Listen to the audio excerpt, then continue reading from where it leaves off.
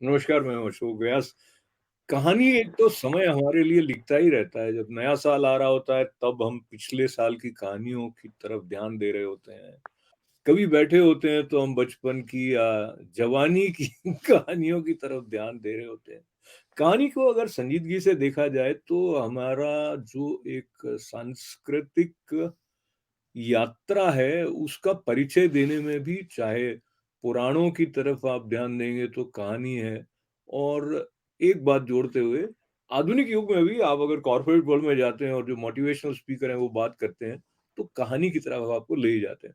और हमारा सौभाग्य है कि आज कहानी की बात करने के लिए एक ऐसे कहानीदाँ मैं कहानीदाँ कह रहा हूँ उनको, हरिदास व्यास जी जोधपुर से हमारे साथ जुड़ रहे हैं, तो सबसे पहले उनका स्वागत करने का लाभ लिया जाए। हरिदास जी, स्वागत है आपका। नमस्कार। नमस्कार। तो आपके बारे में बस संक्षिप्त में ये अपने दर्शकों तक पहुँचाते हुए कि आपने कहानियों के साथ जो अपने संबंध को लेते हुए 3 कहानी संग्रह आपके प्रकाशित हुए हैं। तिनकों का ताप उसमें से एक कहानी संग्रह था, एक था पेड़ और एक कहानी है कि खत्म नहीं होती। तो ये जो कहानी है कि खत्म नहीं होती, इससे हम बात शुरू करेंगे, पर एक बात और अपने दर्शकों तक पहुँचाते हुए कि आपने 2 पुस्तकें आलोचना संबंधी भी लिखी हैं और एक मीडिया, महिला एवं सांस्कृतिक परिदृश्य पर भी आपकी पुस्तक आई है। तो प्रारंभ वहाँ से करते हैं। कहानी और एक ऐसी विधा है जो बहुत सारा उसमें स्कोप रहता है वैसे। आपके लिए कहानी का जो आपका संबंध है लेखक के रूप में, वो कैसे विकसित हुआ? सबसे पहली कहानी लिखने की इच्छा कब हुई? देखिए, संबंध तो विकसित बतौर पाठक या बतौर श्रोता होता है। कहानी बचपन से ही हमारे साथ जुड़ जाती है। अब हम कहानी के साथ कब तक जुड़े रहते हैं, इस पर निर्भर करता है कि आप भविष्य के कहानीकार हैं या कहानी के पाठक हैं। जब बहुत छोटा था तो मुझे याद है कि मैं हर रोज एक नई कहानी सुनता था अपनी नानी से। अच्छा। और मेरे मामा की एक प्राइवेट स्कूल हुआ करती थी, उसमें पौशाल कहते थे उसको, बाड़मेर में हुआ करती थी। और उसकी लोकप्रियता का आलम यह था कि पूरे बाड़मेर के स्कूलों में जितने विद्यार्थी नहीं थे, उतने विद्यार्थी उनके अकेली पौशाल में हुआ करते थे। उसका नाम जीवन पाठशाला हुआ करता था। और उसका कारण यह था कि वे हर रोज एक नई कहानी कहते थे। वो पौशाल पहली क्लास से 8वीं तक होती थी और ये उनका कम्युनिकेशन स्किल था कि पहली क्लास के बच्चे को उतना ही आनंद आता था जितना 8वीं क्लास के बच्चे को आता था। तो कहानी के साथ मेरा जुड़ाव दरअसल तब हुआ। उसके बाद में कहानी को बतौर पाठक मैंने निहारिका नाम की एक मैगजीन आया करती थी और 1967 में मैंने पहली बार उस मैगजीन को देखा और मुझे लगा कि इससे बढ़िया क्या हो सकता है पढ़ने के लिए। और मैं उस समय पत्रिकाएं एक परिचित के यहाँ से ला करके उनको कोर्स की किताबों के साथ साथ पढ़ा करता था। लेकिन तब तक ये नहीं सोचा था कि मैं कभी कहानी लिखूंगा। पढ़ना ही मेरा शौक था, सुनना ही मेरा शौक था। लेकिन मुझे याद है कि जब भी ये फाइनल ईयर में जोधपुर यूनिवर्सिटी में पढ़ रहे थे, उस समय योगेंद्र दवे जोधपुर के एक बहुत बड़े कहानीकार हैं, उनके संपर्क में मैं आया और उन्होंने एक चर्चा नाम की संस्था खड़ी की जिसमें हम हर शनिवार को मिलकर के ये बात करते थे कि इस बीच हमने क्या पढ़ा। और आप ताजुब करेंगे, ये इस तरह का सिलसिला था, वो 5 वर्ष तक लगातार चलता रहा, जिसमें हम ये साझा करते थे कि फला ने क्या पढ़ा। किसी ने नहीं पढ़ा, वो कहता मैंने कुछ भी नहीं पढ़ा। उसमें ही शुरू हुआ कि हमने क्या लिखा। और मुझे याद है कि उस समय योगेंद्र दवे ने कहा कि हरि भाई, अब आपने कहानी पढ़ बहुत ली, आपने हमको सुना भी दी, अब कहानी आप लिख के बताइए। अशोक भाई, हकीकत ये है कि तब तक मैं एक कहानी लिख चुका था, लेकिन मेरी हिम्मत नहीं थी कि मैं उस कहानी को इतना परिपक्व समझूं और कि सुना सकूं सबको, लेकिन उनका दबाव था और दबाव के कारण मैंने पहली कहानी लिखी सुबह होने से पहले। एक कहानी थी और उस पे अश्लीलता का आरोप लग गया था, लेकिन वह कहानी योगेंद्र दवे ने ही अपने टाइपराइटर से टाइप की और एक कथानक मैगजीन निकलती थी कानपुर से, सुनील कोशिश निकाला करते थे, उसमें वो कहानी उन्होंने भेजी और वो पहली कहानी मेरी छप गई। और वह कहानी अच्छा, ये मेरा जो भूमिका है उसमें हम बीच बीच में कुछ आपको प्रवाह को थोड़ा सा और समझने की दृष्टि से, तो आपने कहा कि अश्लीलता का आरोप लग गया था, और उसके पहले भी मैं सोच रहा था कहानी का अपना एक शिल्प होता है, कहानी लिखने के साथ में कहीं अचेतन में कभी कभी एक चुनौती जैसी भी रहती है, या तो पहले ही कहानी ने अपने आप को आपके भीतर प्रकट कर दिया हो, या फिर आप शब्दों के साथ चलते चलते। तो अब मैं दो तीन जो मोटा मोटी अंग कहानी के हम माने, एक तो जो उसका चरित्र है या उसका जो शिल्प है, और साथ ही साथ जो विषय वस्तु है, ये सब साथ साथ ही चलते हैं वैसे। तो यदि आप उस दृष्टि से थोड़ा अपनी रचना प्रक्रिया के बारे में, और ये अश्लीलता शब्द जो है ना वो बड़ा ही उत्सुकता जगाने वाला है, तो वो आरोप क्यों लग गया था वो भी बताइए। देखिए अशोक भाई, कहानी में जब कंटेंट और कहानी का शिल्प दोनों का सही अनुपात मिल जाता है, जैसे क्रिकेट में बॉल आ रही है तो बॉल की स्पीड क्या है और बैट किस कोण से किस स्पीड से उसे छू रहा है, इसमें निर्भर करता है कि चौका लगेगा, छक्का लगेगा या बैट्समैन आउट होगा। ठीक इसी तरह मामला कहानी का भी। कहानी में भी आप विषय को कहां से उठाते हैं और उस विषय को बताने के लिए आप शिल्प कौन सा चयन करते हैं। अमूमन ऐसा होता है कि कंटेंट अगर बहुत मजबूत हो तो आपके दिमाग में जब कहानी घूम रही होती है तो उसके साथ शिल्प अपने आप आने लग जाता है, जिसमें आप बाद में थोड़ा बहुत रद्दोबदल भी कर सकते हैं और हो सकता है वही अंतिम रूप में भी हो। मेरे साथ इस कहानी को लेकर यही हुआ। मेरे पहचान में एक ऐसी लड़की थी जो आमतौर पे बिगड़ी हुई मानी जाती थी, लेकिन मैंने उस लड़की में एक अद्भुत खुददारी देखी, अपने परिवार के प्रति डेडिकेशन देखा। उसकी उम्र कोई ज्यादा नहीं थी, बामुश्किल 16-17 वर्ष होगी, हम लोगों से उम्र में बड़ी थी वो। लेकिन मैंने देखा कि बड़े बड़े जो अपने आप को लड़के हीरो समझते थे, उसके आगे वे बौने और बचकाने लगते थे, और वह बिंदास सबको झड़क भी देती थी। किसी की हिम्मत नहीं होती थी कि उसके चरित्र को लेकर के उसके मुंह पे कुछ कहा है।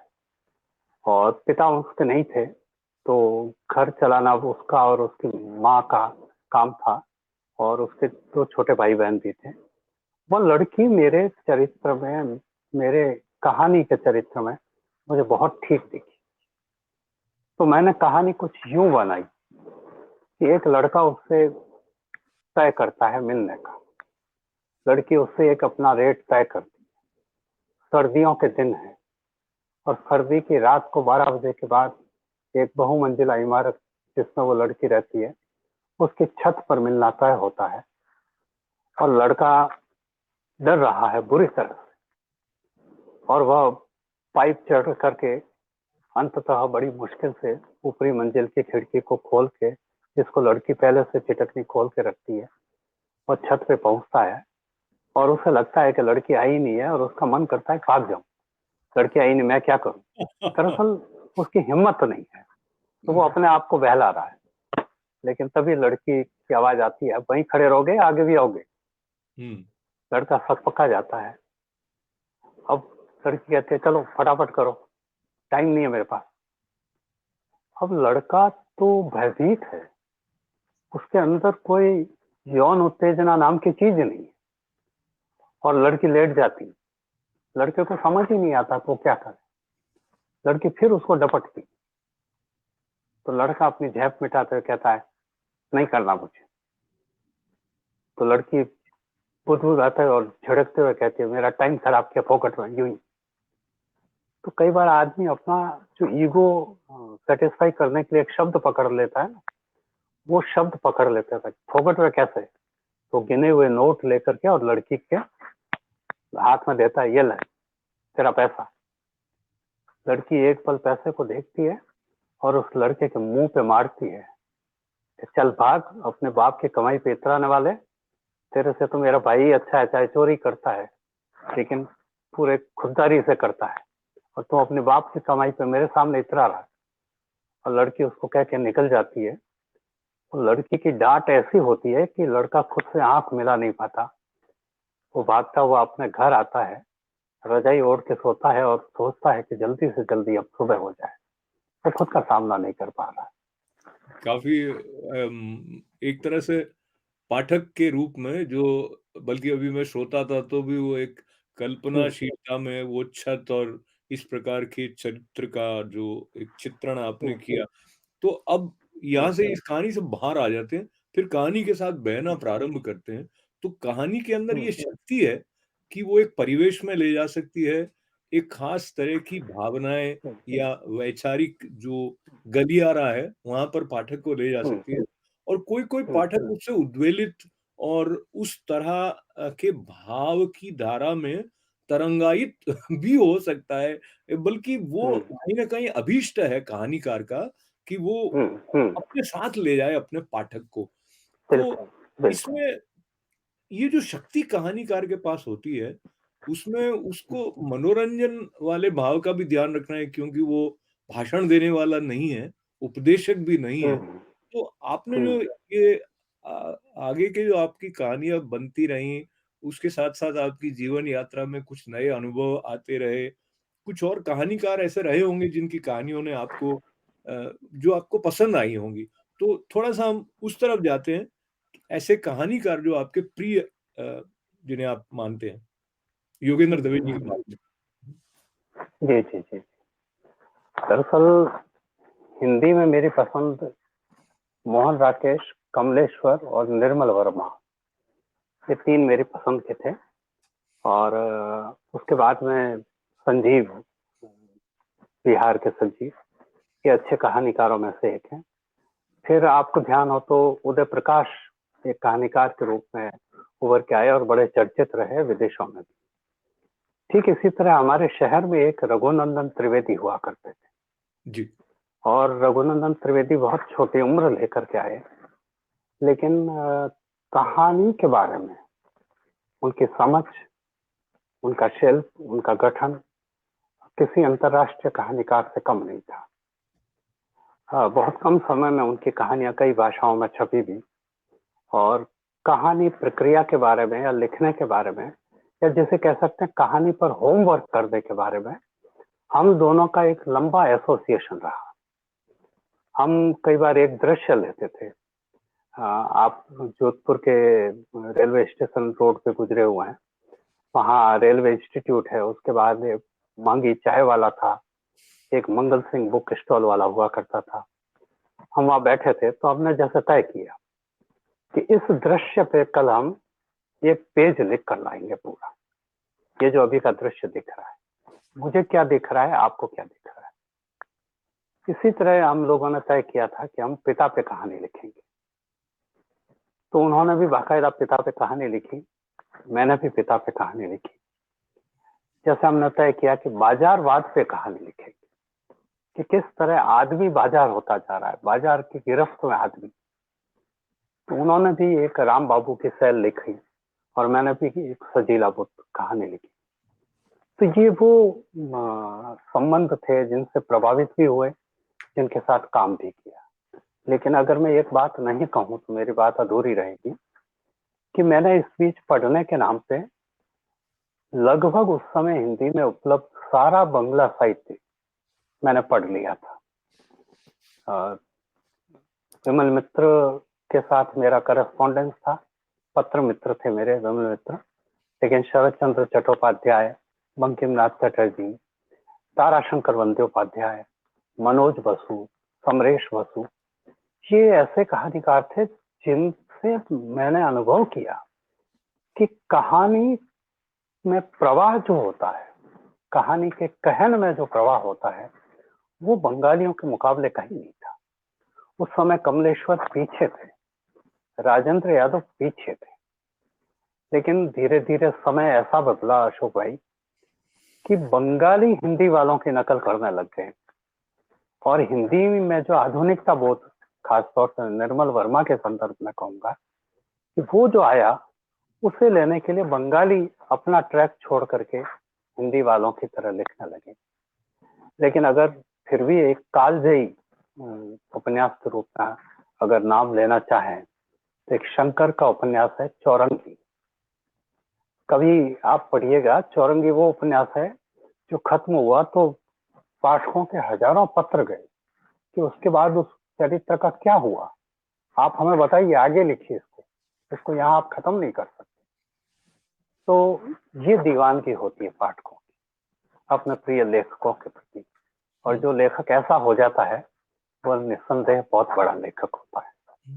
तो कुछ शाखाएं निकलती हैं बात में से, कुछ शाखाओं तक हम आपके साथ चल सकेंगे इस संवाद में। उसमें से आपने चूंकि चौरंगी का उल्लेख किया और फिर उपन्यास अलग विधा हुई, वो विस्तृत कहानी उपन्यास है ऐसा भी कोई है, मगर उपन्यास अपने आप में जिस तरह के कथा वस्तु की मांग करता है और जितना अधिक स्टेमिना होना चाहिए लेखक का वो अलग होता है। तो आप अपनी दृष्टि से कहानी में और उपन्यास में मोटा क्या फर्क है? बीच में एक लघु उपन्यास जैसा भी एक विधा प्रचलित हुई। लंबी कहानी, उसे लंबी कहानी भी कहा गया था और लघु उपन्यासिका भी कहा गया था। दरअसल ये कंटेंट के लेवल पे नहीं कहा गया था, उसकी लंबाई के स्तर पर ही कहा गया था। लेकिन ये सही बात है कि उपन्यास का जो कैनवास है, उसका फलक है, वो बहुत विस्तृत होता है। इसमें पात्र अनेक हैं और अनेक पात्र कहीं न कहीं से परोक्ष रूप से एक दूसरे से संबद्ध है और एक दूसरे के जीवन को प्रभावित करते हैं। इसलिए जो उपन्यास है वह एक बड़ा फलक है। अन्ना कैरेनिना को आप अगर ले लें तो आप देखेंगे कि जहां से उपन्यास शुरू होता है वो पात्र तो बाद में जाकर के गौण हो जाते हैं, और जो बाद में पात्र एंटर होते हैं वो पात्र ही अन्ना कैरेनिना उसका मुख्य पात्र बन जाता है।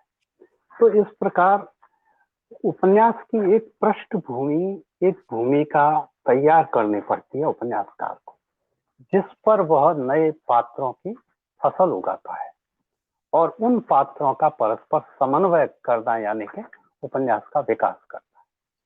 जबकि कहानी में देखें तो कहानी एक पात्र के कुछ लोगों के साथ संबंध के साथ उस पात्र का विकास, उस पात्र की परिणति। आप कहानी को, कई बार हम और रघु जी एक बात कहते थे कि कहानी को हम एक वाक्य में निष्कर्षतः कह सकते हैं। जैसे मैंने आपको कहानी जो सुनाई सुबह होने से पहले तक, अब उस कहानी का एक लाइन में निष्कर्ष कहें तो छद्म व्यक्तित्व है। जो छद्म व्यक्तित्व है वो अंततः बौना होता है। इसी तरह कोई भी कहानी हो, जैसे मैं अपनी कहानी उठाता हूँ तो उसमें कुल मिला के हम ये कह सकते हैं एक लाइन में, लेकिन उपन्यास को एक लाइन में हम नहीं कह सकते। अब यह कहानीकार की खूबी है कि वह लाइन, जिस एक लाइन में कहा जाए उस कहानी को, वह लाइन कितनी गरिष्ठ होती है, कितनी सघन और कितनी संपन्न होती है। तो मैं उदाहरण के जी अर्जा जी, मैं फिर से बीच में इसलिए आ रहा हूँ क्योंकि कुछ मिनट का जो समय है उसमें मैं एक तो 2-3 बार उनका स्मरण हुआ है, रघुनंदन त्रिवेदी जी का। तो मैं जोधपुर शहर में रहा हूँ और मुझे उनका मुझे वो एकदम मुझे ऐसे दिखाई दे रहे हैं वो, और उनका व्यक्तित्व ऐसा था कि वो एक प्रकार की सघनता थी उनके व्यक्तित्व में और फिर भी सहजता थी। यानी सघनता और सहजता का जो एक रसमय और आत्मीय संगम है, वो उनके व्यक्तित्व का हिस्सा रहा है। और मैं आपकी तरह गहराई से साहित्य की बारे में चर्चा तो उनसे नहीं हुई, लेकिन मेरा भी उनसे जोधपुर शहर में जब था तो मिलना रहा है, तो एकदम अ, अच्छा लगा उनको आपके साथ याद करना। और आधुनिकता बोध की जो अभी चर्चा हुई थी, आपने बताया था कि हिंदी से ये प्रभाव बंगाली लेखकों ने भी लिया, और आपने इतने लोगों को, या समझिए इतने लेखकों को पढ़ा, तो मैं 2 प्रश्न एक साथ कर रहा हूँ, आप उसको अपने हिसाब से बताएँ। एक तो आधुनिकता बोध से जो अर्थ आप लेते हैं वो, और दूसरा जब आप इतने लेखकों को पढ़ते हैं, फिर जब आप अपनी कहानी के पास जाते हैं, तो उन लेखकों का कोई ऐसा यानी वो किस तरह आपके लेखन में हस्तक्षेप या उसको सहायता रहती है? आधुनिकता बोध को बहुत सरल शब्दों में कहें तो यह एक प्रकार के अनुभूति का नया प्रकार है। ठीक है ना? हम जिस जीवन में जी रहे हैं, यांत्रिक जीवन है, भौतिक चीजें हमारे जीवन में दखलंदाजी बहुत कर रही है, तो हमारी जो संवेदनाएं हैं, अनुभव करने की हमारी जो क्षमता है, उसमें समय के साथ परिवर्तन होता है। ये परिवर्तन ही आधुनिकता बोध है। जिस प्रकार अगर आपने परिंदे कहानी पढ़ी हो निर्मल वर्मा की, जी। जिसे डॉक्टर नामवर सिंह ने पहली कहानी माना था, नई कहानी आंदोलन की, उसमें देखिए कि ये कहानी अगर पहले कोई और लेखक लिखता तो वो वहां से शुरू करता कि लतिका नाम की एक लड़की थी, तो किसी से प्रेम करती थी, आर्मी का आदमी था, उसका प्रेम असफल हो गया। अपने प्रेम को भुलाने के लिए उसने एक बोर्डिंग स्कूल में नौकरी कर ली, और वहां रह करके वो अपने आप को बुलावा देती थी। वहां कुछ उसके मित्र थे, उसके जैसे ही अकेले थे। ये इस तरह से वो कहानी को कहते हैं। लेकिन निर्मल वर्मा ने इसकी शुरुआत बोर्डिंग स्कूल के दृश्य से की। किस प्रकार प्राकृतिक दृश्य था, प्राकृतिक दृश्य के बीच में किस तरह सुबह होती थी और दूर से एक घंटी बजती थी बोर्डिंग स्कूल की, तो उसके चारों तरफ, क्योंकि उस पहाड़ी पर विद्यार्थी और स्टाफ का ही रहना होता था, उस घंटी के साथ सभी उठ रहे हैं, और लतिका भी उठी। लतिका ने उठते ही देखा वो गिरजे सा दिखने वाला स्कूल उसे एक बार ताजा दम कर गया। अपनी पुरानी स्मृतियों को भूल करके हवा की ठंडक के साथ उसने खुद को एक नई सुबह के लिए तैयार किया। अब यह जो नई सुबह के लिए तैयार किया, ये जो शब्दावली है, ये जो है, ये पूर्व में नहीं, ये नए युग के साथ में आनी शुरू हो गई। निर्मल वर्मा के बहुत कुछ शब्दावली पैटर्न थे, जैसे पानी के 6 बच्चे, यानी जगह जगह छोटे छोटे जगह पे पानी भरा हुआ है, वो पानी के 6 बच्चे। तो इस प्रकार वो हमारे सामने दृश्यों को प्रस्तुत करते हैं कहानी के कथानक के साथ साथ। ये आधुनिकता बोध की सबसे बड़ी खूबी थी कि कहानी में केवल घटनाएं नहीं है, कहानी में वातावरण पूरा का पूरा खड़ा कर दिया जाता है, और उसके साथ घटनाएं आगे चलती। तो यह मुझे ऐसा लगता है कि पाठक इस प्रकार जब घटनाएं और वातावरण दोनों साथ में है, तो वो कहानी के भीतर ज्यादा प्रवेश करता है। बहुत ही सुंदर आपने बताया। तो समय की सीमा को देखते हुए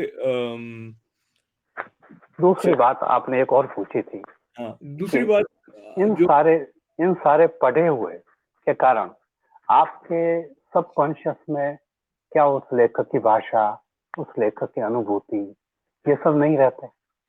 ये बहुत महत्वपूर्ण प्रश्न है।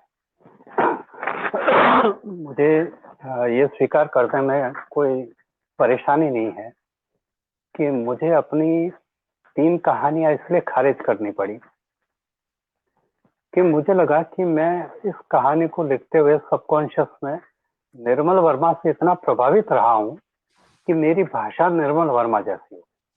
मैं वो कहानी पढ़ना तो चाहूंगा वो अगर है तो। मुझे उससे कोई ऐतराज नहीं। जी। हालांकि मैं फिर उसमें से एक कहानी को खारिज नहीं कर सका, उसको मैंने रीराइट किया। तो वो कहानी मेरे एक था पेड़ कहानी संग्रह में है, इसमें जिसका पहली कहानी है वो नदी जो सूखी नहीं थी। तो उसमें उस तरह के दृश्य है, निर्मल वर्मा वाला अभी भी आभास आता है, मैं इसे स्वीकार करता हूँ। लेकिन मैं इससे ज़्यादा उसको राइट नहीं कर पाया। लेकिन दूसरा जो चुनौती अशोक भाई खुद को एक राइटर देता है, आपने सवाल नहीं पूछा है, मैं ही जानबूझ के बता रहा हूँ कि एक रचनाकार खुद को रिपीट होने से बचाए, ये सबसे बड़ी चुनौती है। क्योंकि अमूमन हमारे सोचने का तरीका, हमारी भाषा, कहानी को उठाने का तरीका, उसका शिल्प का तरीका कई बार रूढ़ हो जाता है। हम घूम फिर के वही आते हैं। जैसे कई बार हम कपड़े खरीदने जाते हैं ना, तो हम एक ही कलर के बहुत सारे शर्ट ले आए, देखते हैं कि हमारे वार्डरोब में इस तरह के शर्ट ऑलरेडी पड़ा है। तो ये एक इंसान के अवचेतन में कहीं न कहीं कमजोरी होती है। वो जिस चीज को पसंद करता है घूम फिर के वहीं चला जाता है। एक रचनाकार के रूप में अपने आप को इस पुनरावृत्ति से बचाना, ये मैंने अपने लिए सबसे बड़ी चुनौती मानी। इसलिए जो तीसरा जो अभी कहानी संग्रह मेरा आया है, उसमें मैंने यही लिखा है कि मैंने विषय वस्तु के स्तर पर भी प्रयोग किए हैं और शिल्प के स्तर पर भी प्रयोग किए हैं, इसलिए कि मैं खुद को कहीं भी रिपीट नहीं करूं। मेरी कोई कहानी पढ़कर किसी पाठक को ये नहीं लगे कि अरे यार ये तो हरिदास व्यास की कहानी, नहीं, वो कहानी उसे पूरा पढ़ा ले जाए।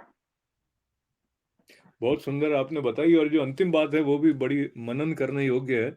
और कहीं हमारी पहचान हो, ये हमें अच्छा भी लगता है, पर हमारी पहचान के साथ एक नयापन हो, वो और भी अधिक अच्छा लगता है एक रचनाकार के रूप में। तो इतनी अर्थपूर्ण सार गर्भित चर्चा जो आपके साथ करने का सौभाग्य मिला है, उसके लिए मैं आपका आभार व्यक्त करते हुए, ये कहानी पर जो चर्चा हुई, हमारे दर्शकों को भी उसमें आनंद आया होगा, और कहीं न कहीं हम ऐसे मनीषियों के साथ बैठकर थोड़ा संस्कारित हो रहे हो, ऐसा भी लगता है। उसके लिए भी आपका आभार हरिदास जी। पुनः मंगल बहुत कामनाओं बहुत के साथ। धन्यवाद, बहुत धन्यवाद। जोधपुर से हमारे साथ जुड़े हरिदास जी का आभार व्यक्त करते हुए, हमारा साथ देने के लिए आपका मंगल कामनाओं के साथ आभार।